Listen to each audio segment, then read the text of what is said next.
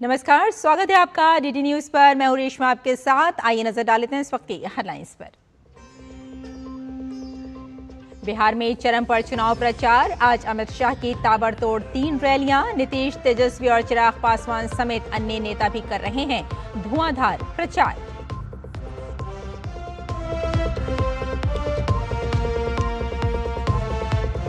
सरकार ने राष्ट्रीय पेंशन प्रणाली और एकीकृत पेंशन योजना के अंतर्गत सरकारी कर्मचारियों के लिए 2 और निवेश विकल्प जोड़े।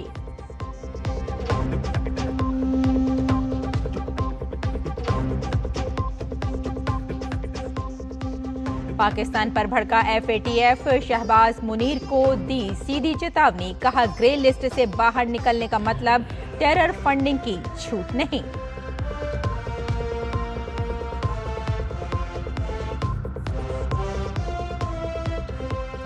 सिडनी वनडे में भारतीय गेंदबाजों की शानदार प्रदर्शन के सामने लड़खड़ाई ऑस्ट्रेलियाई पारी। हर्षित राणा और वॉशिंगटन सुंदर ने झटके 2-2 विकेट।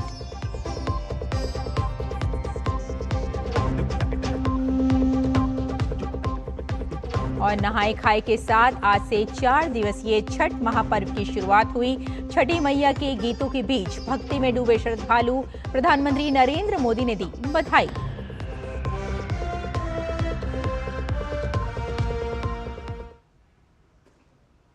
और आइए अब समाचारों पर डालते हैं विस्तार से नजर। बीजेपी के स्टार प्रचारक और केंद्र में मंत्री अमित शाह आज भी बिहार में ताबड़तोड़ चुनाव प्रचार करेंगे। शाह आज खगड़िया, मुंगेर और नालंदा में हुंकार भरेंगे। खगड़िया में जननायक कर्पूरी ठाकुर मैदान में उनकी पहली रैली होगी, जहां वो अलौली, खगड़िया, बेलदौर और परबत्ता सीट के लिए प्रचार करेंगे। खगड़िया जिले की अलौली विधानसभा सीट पर जेडीयू ने रामचंद्र सदा को उतारा है। खगड़िया सीट से एनडीए प्रत्याशी बबलू कुमार मंडल चुनाव लड़ रहे हैं। इसके बाद वे मुंगेर में जनसभा करेंगे और मतदाताओं से तारापुर, मुंगेर, जमालपुर, सूर्यगढ़ा विधानसभा के लिए एनडीए को समर्थन देने की अपील करेंगे। अमित शाह की आज तीसरी जनसभा नालंदा के श्रम कल्याण मैदान में होगी। इससे पहले कल अमित शाह ने सिवान और बक्सर में आयोजित विशाल जनसभाओं को संबोधित किया और महागठबंधन पर जमकर हमला बोला।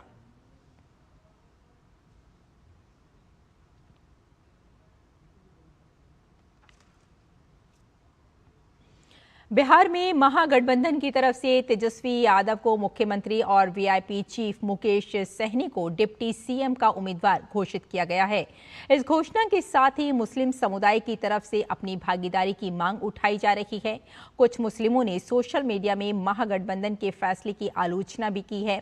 इसके लिए उन्होंने अपनी जनसंख्या का हवाला दिया। डिप्टी सीएम फेस को लेकर जारी बहस के बीच लोजपा, रामविलास के चीफ और केंद्रीय मंत्री चिराग पासवान ने मुस्लिमों को अपना पिता रामविलास पासवान के उस फैसले की याद दिलाई है, जिसमें उन्होंने बिहार में मुस्लिम मुख्यमंत्री बनाने की मांग की थी। चिराग ने इस बात को लेकर भी दुख जताया कि इसके बावजूद बिहार के मुसलमानों ने उनकी पार्टी का साथ नहीं दिया।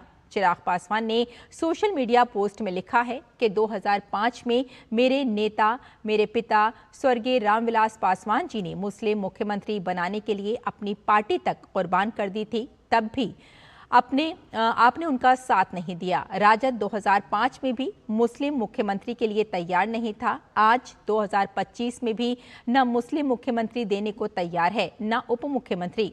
अगर आप बंधुआ वोट बैंक बनकर रहेंगे तो सम्मान और भागीदारी कैसे मिलेगी? बिहार चुनाव में सियासी जंग कई मोर्चों पर लड़ी जा रही है, रैलियों से लेकर पोस्टर वॉर तक। इसी कड़ी में आज राजद आरजेडी ने पटना स्थित अपने कार्यालय के बाहर तेजस्वी यादव का नया पोस्टर जारी किया। तेजस्वी के पोस्टर पर बिहार का नायक लिखा है। हालांकि विवाद तब शुरू हुआ जब गुरुवार को महागठबंधन की संयुक्त प्रेस कॉन्फ्रेंस से पहले मंच पर लगे पोस्टर में सिर्फ तेजस्वी यादव की तस्वीर नजर आई। महागठबंधन के अन्य नेताओं को जगह नहीं दी गई। इस पर निर्दलीय सांसद पप्पू यादव ने तंज कसते हुए कहा था कि बिहार में वोट राहुल गांधी की तस्वीर पर पड़ने वाला है, किसी और पर नहीं। वहीं भाजपा ने भी मौका नहीं गंवाया। पार्टी प्रवक्ता शहजाद पूनावाला ने सोशल मीडिया प्लेटफॉर्म एक्स पर निशाना साधते हुए लिखा था कि संयुक्त प्रेस कॉन्फ्रेंस, लेकिन तस्वीर सिर्फ एक राहुल गांधी और कांग्रेस का सम्मान चोरी। क्या कांग्रेस को उसकी औकात दिखा दी गई? यानी पोस्टर ने बिहार की राजनीति में नई हलचल मचा दी है। सवाल उठ रहा है कि महागठबंधन में असली चेहरा कौन? तेजस्वी के नायक वाले पोस्टर ने बिहार भाजपा अध्यक्ष दिलीप जायसवाल ने निशाना साधते हुए कहा कि विपक्ष के पास कोई मुद्दा नहीं है, इसलिए इस तरह की राजनीति कर रहे हैं। कल प्रधानमंत्री जी ने स्पष्ट कहा कि एसआईआर के मामले में जो वोट चोरी का यात्रा राहुल गांधी और तेजस्वी यादव ने निकाला था, बाद में भारत रत्न जननायक कर्पूरी ठाकुर जी के जननायक की उपाधि चोरी करके भाग गया था राहुल गांधी यहां से। तो ये लोग जननायक का उपाधि यहां से गायब कर दिए कर्पूरी ठाकुर जी का। ये बिहार का अपमान था और राहुल गांधी जी को पूरा झेलना पड़ा। पूरे बिहार की मतदाता ने आक्रोश जाहिर किया कि जननायक कर्पूरी ठाकुर ही हो सकते हैं, जननायक शब्द राहुल गांधी के पीछे नहीं लगेगा। तो जन हट गया, तो अब वो नायक लगाने का प्रयास कर रहे हैं, लेकिन नायक नहीं खलनायक हैं ये खलनायक हैं। अब कल लगाएंगे, अभी जन हटाए हैं, नायक पर आए हैं, कल खल लगा देंगे, तब फिर एक नया गाना आपको सुनाऊंगा, क्योंकि इनके पास, विपक्ष के पास अब कोई मुद्दा नहीं। जो मुद्दा विहीन हो जाता है वही ये सब काम करना शुरू करता है। केंद्रीय मंत्री और भाजपा नेता नित्यानंद राय ने महागठबंधन के सीएम फेस और राघोपुर विधानसभा सीट से राजद उम्मीदवार तेजस्वी यादव के 20 साल में जो नहीं हुआ 20 महीने में पूरा करने के बयान पर तंज कसते हुए कहा कि 20 महीने में विकास के बजाय वापस जमीन हड़पने और अपहरण उद्योग को वापस लाने का काम करेंगे। 20 महीने में वह कर दिखाएंगे, लेकिन करेंगे क्या? अपहरण करवाएंगे, डकैती करवाएंगे, गरीबों का जमीन हड़पवाएंगे, दुकान लुटवाएंगे, मछुआरों का जलकर लुटवाएंगे। इसलिए जो काम एनडीए सरकार नीतीश जी के नेतृत्व में 20 साल में बिहार में हुआ है, वह तो करेंगे ही नहीं। उनके सोच में विकास है ही नहीं। महिलाओं का उत्थान, गरीबों का उत्थान, किसानों का उत्थान और युवाओं का उत्थान उनके नियत में है ही नहीं। बिहार चुनाव की सरगर्मियों के बीच जहानाबाद के पूर्व सांसद डॉक्टर अरुण कुमार अपने बेटे ऋतुराज के साथ हाल ही में जेडीयू में शामिल हुए हैं। उन्होंने दावा किया है कि मगध और शाहबाद रेंज में महागठबंधन का सुपड़ा साफ हो जाएगा। हमारे संवाददाता कुमार आलोक ने डॉक्टर अरुण कुमार से खास बातचीत की। जहानाबाद के पूर्व सांसद और जेडीयू के नेता अरुण कुमार जी हमारे साथ है। टिकट बंटवारे को लेकर जिस तरीके से आ रही है, समस्याएं आ रही है, मीडिया में जो बातें चल रही है, रत्नेश सदा का टिकट कट गया, लेकिन रत्नेश सदा का नाम आया इसमें, तो ये जो चीजें मीडिया में चले उसका आप कैसे प्रतिकार करेंगे सर? प्रतिकार नहीं कर रहे हैं, ये स्वाभाविक प्रक्रिया है। जब भी एलाइज के साथ हम चुनाव लड़ते हैं तो उसमें कहीं न कहीं उनका व्यक्तिगत स्वार्थ हर लोगों का होना भी चाहिए। स्वार्थ पर ही विकास की प्रक्रिया चलती है, लेकिन इस प्रक्रिया में जितना डिसिप्लिन पार्टी, समता पार्टी से जेडीयू की जो यात्रा हुई है वो है, उसमें कोई महागठबंधन जैसी लीला नहीं होने वाली है। ये चल रहा है, थोड़ा बहुत लास्ट तक भी चलता रहेगा, but that will pay. NDA Bhupendra Kushwaha नाराज है, महुआ की सीट उनको नहीं दी जा रही है। इसके अलावा और भी रामविलास पासवान के जो सुपुत्र है चिराग पासवान, वो भी, उनको भी लेकर कहा जा रहा है कि उन्होंने जरूरत से ज्यादा सीटें प्राप्त कर ली है। सब लोग मिल करके अंतर मन से सोचेंगे, जहां त्रुटि रह गई है उसको दूर करें। मगध और शाहबाद में बुरी तरीके से हार हुई थी, खासकर एनडीए की, और मगध और शाहबाद में आपकी पकड़ है। कैसे एनडीए को सर आप मजबूत करेंगे? मजबूत करना नहीं है, मजबूत हो गया, मैसेज चला गया। जो लोग जेडीयू के वर्कर भी सोए हुए थे, अति उत्साह है। हम वर्कर की आवाज हैं, वर्कर की लड़ाई लड़ते हैं, तो जेडीयू उस बात को स्वीकार किया, हमने भी स्वीकार किया। और मैं आपको जो सबसे कमजोर इलाका जिसको पूछते हैं मगध और शाहबाद में महागठबंधन का सुपड़ा साफ हो जाएगा। अरुण कुमार का दावा है कि इस बार मगध और शाहबाद रेंज में एनडीए महागठबंधन को धूल चटा देगी। कैमरामैन विनय तिवारी के साथ कुमार आलोक, डीडी न्यूज, पटना। और यहाँ रुकते हैं एक छोटे से ब्रेक के लिए, जल्द हाजिर होते हैं। आप देखते रहिए डीडी न्यूज।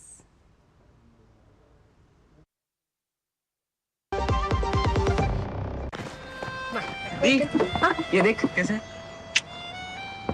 हैप्पी बर्थडे भाई। दिखा हाँ मेरा फेवरेट कलर, हमेशा शॉपिंग। आई नो माँ, बट खर्चा करने की भी यही उम्र है, राइट? सेविंग करने की भी यही उम्र है। आई नो पा, सेव करो, सही जगह निवेश करो, रकम पर ब्याज मिलेगा, जिसे फिर से निवेश करने पर ब्याज मिलता रहेगा। आई नो ना। RBI कहता है, करो सही शुरुआत, बनो फाइनेंशियली स्मार्ट। मेरी पसंद, मेरी पसंद, मेरी पसंद, मेरी पसंद, हमारी पसंद, हम सबकी पसंद। मजबूत देश का मजबूत सरिया हो गया स्टील। ब्रेक के बाद एक बार फिर आपका स्वागत। प्रधानमंत्री नरेंद्र मोदी कल सुबह 11 बजे आकाशवाणी पर मन की बात कार्यक्रम में देश विदेश के लोगों के साथ अपने विचार साझा करेंगे। ये इस मासिक रेडियो कार्यक्रम की 127वीं कड़ी होगी। ये कार्यक्रम पूरे आकाशवाणी और दूरदर्शन नेटवर्क पर प्रसारित किया जाएगा। इसका सीधा प्रसारण DD न्यूज, आकाशवाणी समाचार, प्रधानमंत्री कार्यालय और सूचना और प्रसारण मंत्रालय के YouTube चैनलों पर भी किया जाएगा। प्रसार भारती हिंदी प्रसारण के तुरंत बाद क्षेत्रीय भाषाओं में भी कार्यक्रम का प्रसारण करेगा। और आइए अब बात करते हैं छठ महापर्व की, जिसकी शुरुआत आज से हो गई है।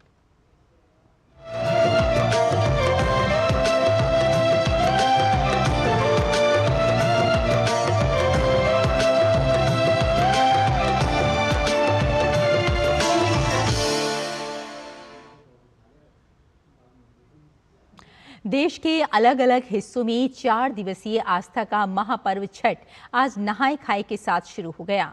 सूर्यदेव को समर्पित ये पर्व प्रकृति की पूजा और स्वच्छता का प्रतीक है।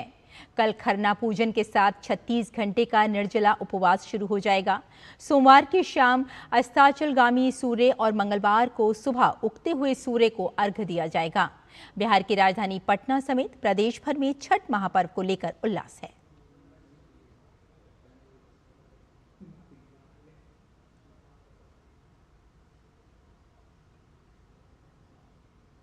हम लोग पूरे साल इंतजार करते हैं कि छठ पूजा आए। हम लोग पूरा उत्सुकता के साथ इंतजार में लगे रहते हैं, पूरी तैयारी करते हैं। दशहरा के बाद से ही ये सब शुरू हो जाता है, साफ सफाई पूरा ये करना। आज नहा खा है, बहुत उत्सुकता रहती है, बहुत अच्छा एक्साइटमेंट में सब कुछ हो जाता है। इसका एक हमारा एक इमोशन जुड़ा हुआ है, हमारी फीलिंग्स जुड़ी है, हमारा कल्चर सब कुछ। छठ एक नेचर को किया हुआ पूजा है। हम नेचर को धन्यवाद देते हैं जो भी वो हमें देते हैं। हम सूर्य की पूजा करते हैं, हम जल की पूजा करते हैं, हम प्रकृति की ही पूजा करते हैं। हम प्रकृति को धन्यवाद देते हैं और बदले में हम उनसे मांगते हैं कि प्रकृति हम सबके जीवन में खुशहाली दे। बूढ़े बच्चे जवान सभी कर लेते हैं, इसमें सबका सहयोग रहता है, तो इमोशन ही तो है ये। कहेंगे कि हम ये हमारी ज़िंदगी का उतार चढ़ाव दोनों है। आप इसे रिलेट कर सकते हैं कि आप यदि आप नीचे हो रहे हैं तो डरिए मत, उत्साह के साथ ऊपर उठिए, है ना, यही है। उगता सूर्य का तो सब पूजा करते हैं, हम लोग डूबते सूर्य का भी पूजा करते हैं। तो और नेचर जैसे कि सूर्य ही हमें सब कुछ देते हैं, और गंगा जी, ये बहुत मान्यता रहता है हम लोगों को। प्रधानमंत्री नरेंद्र मोदी ने देशवासियों को छठ पर्व की शुभकामनाएं दी हैं।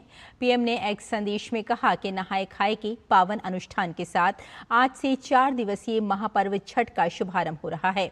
हमारी संस्कृति का ये विराट उत्सव सादगी और संयम का प्रतीक है, जिसकी पवित्रता और नियम निष्ठा अतुलनीय है। इस पावन अवसर पर छठ के घाटों पर जो दृश्य दिखाई देता है, उसमें पारिवारिक और सामाजिक सद्भाव की अद्भुत प्रेरणा होती है। छठ की प्राचीन परंपरा का हमारे समाज पर बहुत गहरा प्रभाव रहा है। आज विश्व के कोने कोने में छठ को संस्कृति के महा उत्सव के रूप में मनाया जाता है। पूरी दुनिया में रहने वाले भारतवंशी परिवार इसकी परंपराओं में पूरी आत्मीयता से सम्मिलित होते हैं। मेरी कामना है कि छठी मैया सबको अपना भरपूर आशीर्वाद दे।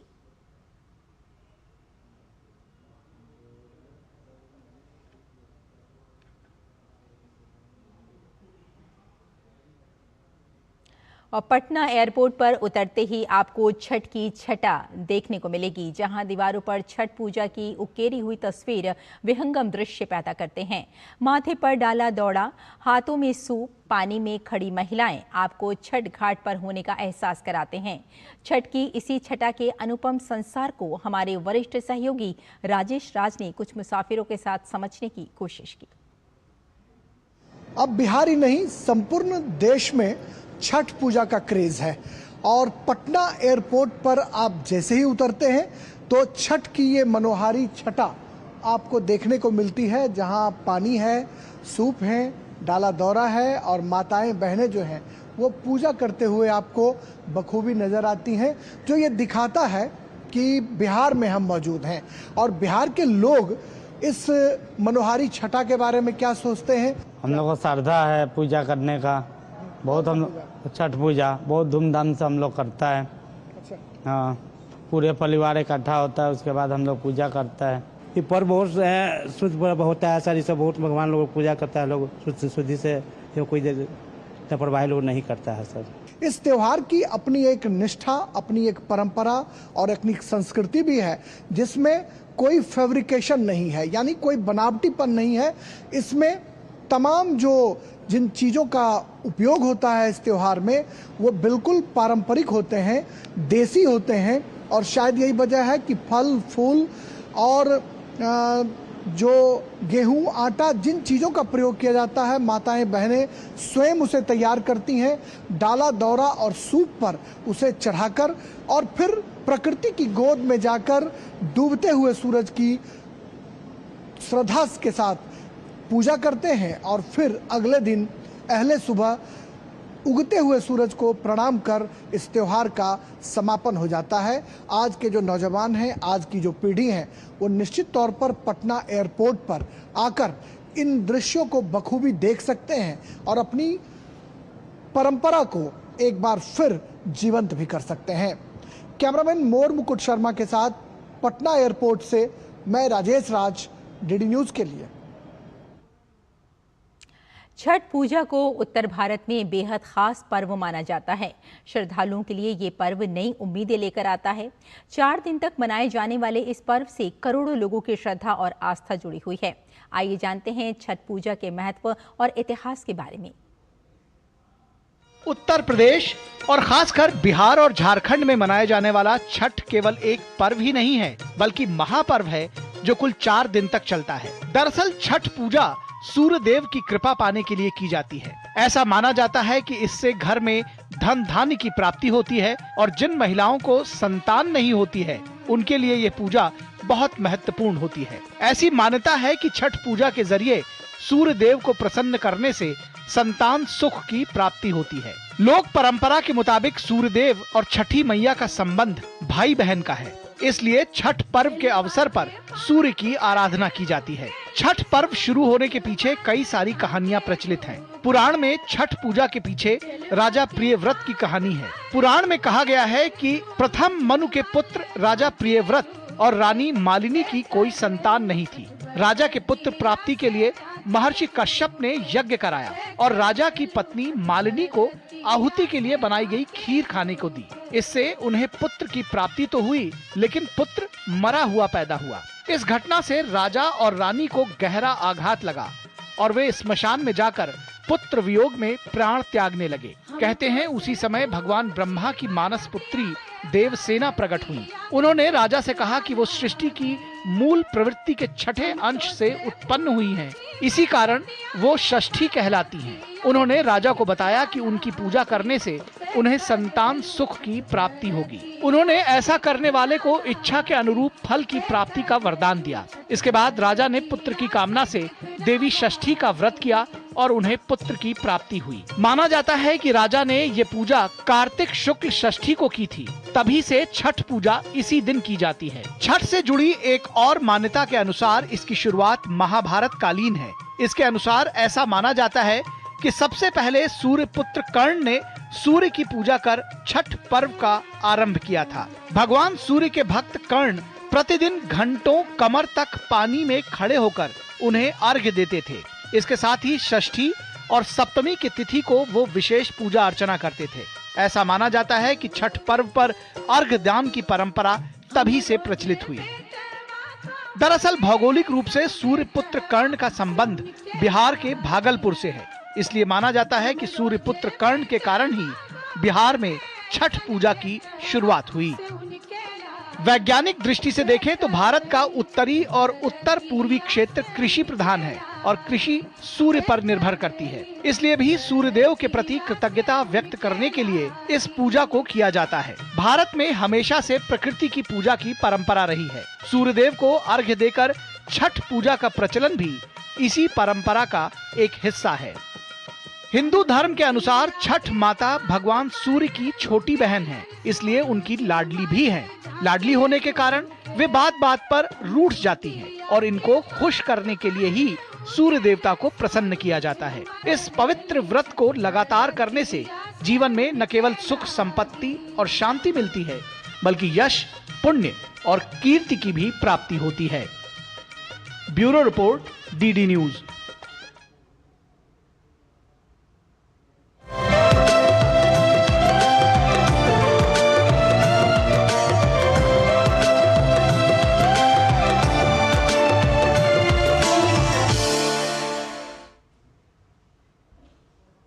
आइए अगली खबर का रुख करते हैं। आज के समय में मुनाफा किसे नहीं पसंद, लेकिन कभी कभी मुनाफे का लालच नुकसान की तरफ धकेल सकता है। क्रिप्टो करेंसी भी उन्हीं में से एक है जिसके नाम पर बहुत से फ्रॉड हो रहे हैं, लेकिन अगर इसमें सोच समझकर निवेश किया जाए तो बड़े नुकसान को टाला जा सकता है। जब भी आप कोई भी क्रिप्टो करेंसी में इन्वेस्ट करने जा रहे हो तो एक बेसिक प्राइमरी एनालिसिस में बोलूँगी वो ये होता है कि सबसे पहले आप देख लो कि वो कब बना है, राइट? उसका कॉन्ट्रैक्ट एड्रेस क्या है, वो कब से स्टार्ट हुआ है। बहुत ही रीसेंट अगर है तो आप मत जाइए। हर एक क्रिप्टो करेंसी का एक कम्युनिटी बेस होता है जिसमें उसके क्या रिलायबिलिटी है, क्या उनका एक्सपीरियंस रहा है, वो हर तरह से शेयर करते रहते हैं। अगर कोई नई करेंसी है और आप निवेश करना चाह रहे हो तो आप एक स्कोर वहाँ पर चेक कर सकते हो कि whether it is a reliable currency और नॉट। क्रिप्टो में निवेश से पहले किन बातों का रखें ध्यान और कैसे बचें क्रिप्टो में धोखाधड़ी से, जानने के लिए देखिए साइबर अलर्ट आज रात 10 बजे। साइबर अलर्ट में इस बार होगी बात आपके सवालों की, जिसमें आप जानना चाहते हैं क्रिप्टो एक्सचेंजेस, क्रिप्टो वॉलेट्स के बारे में। जिस भी वॉलेट एप्लीकेशन पे जा रहे हो क्या एक रिलायबल एप्लीकेशन है या फिर रिलायबल एक्सचेंज है। लगभग 15 से 16 हज़ार क्रिप्टो करेंसीज ऐसी है जो अभी वर्किंग स्टेट में है और उससे भी ज़्यादा है जो कि कुछ टाइम के लिए आई है और डॉर्मेंट हो गई है। ना आपको असली नाम बताने की ज़रूरत है, ना आपको आपका पता बताने की ज़रूरत है। It is that anonymous. तो देखिएगा साइबर अलर्ट सिर्फ डीडी न्यूज़ पर। बुलेटिन में आगे बढ़ते हैं। केंद्र सरकार ने राष्ट्रीय पेंशन प्रणाली और एकीकृत पेंशन योजना के तहत निवेश विकल्पों के विस्तार को मंजूरी दे दी है। एनपीएस और यूपीएस के तहत लाइफ साइकिल LC 75 और बैलेंस्ड लाइफ साइकिल BLC जैसे निवेश विकल्पों का विस्तार किया गया है। और आपको यहाँ ये भी बताते चलें कि कदम उन कर्मचारियों की लंबी समय से चली आ रही मांग के अनुरूप है जो चाहते थे कि उन्हें भी निजी क्षेत्र की तरह निवेश के अधिक लचीले विकल्प मिले। इन विकल्पों का उद्देश्य रिटायरमेंट प्लानिंग में लचीलापन बढ़ाना और कर्मचारियों को अपने निवेश को अपनी पसंद और जोखिम क्षमता के अनुसार प्रबंधित करने की आज़ादी देना है। केंद्र सरकार के कर्मचारी यूपीएस और एनपीएस के अंतर्गत अब default option scheme J LC 75 और बैलेंस्ड लाइफ साइकिल BLC जैसे कई निवेश विकल्पों में से चुन सकते हैं। इस निर्णय से केंद्र सरकार के कर्मचारियों को बहुत फायदा मिलेगा और वे बेहतर रिटायरमेंट प्लानिंग कर पाएंगे। और वैश्विक संस्था फाइनेंशियल एक्शन टास्क फोर्स ने पाकिस्तान को चेतावनी दी है कि ग्रे लिस्ट से बाहर होना मनी लॉन्ड्रिंग या टेरर फंडिंग से छूट नहीं देता। FATF प्रमुख अलीसा दे आंडा माद्रोजो ने कहा कि सभी देशों को अवैध वित्तीय गतिविधियों के खिलाफ सतर्क रहना चाहिए। उन्होंने बताया कि पाकिस्तान अब भी एशिया पैसिफिक ग्रुप की निगरानी में है ताकि उसके कदमों का मूल्यांकन किया जा सके। ये बयान ऐसे समय में आया है जब रिपोर्टर्स में कहा गया है कि पाकिस्तानी आतंकी संगठन डिजिटल वॉलेट से फंडिंग कर रहे हैं।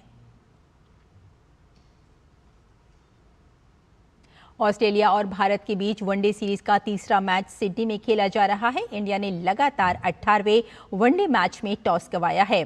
ऑस्ट्रेलिया पहले बल्लेबाजी कर रही है। ताजा समाचार मिलने तक ऑस्ट्रेलिया ने 9 विकेट के नुकसान पर 236 रन बना लिए हैं। एलेक्स कैरी 24 रन बनाकर आउट हुए। उन्हें हर्षित राणा ने श्रेयस अय्यर के हाथों कैच करवाया।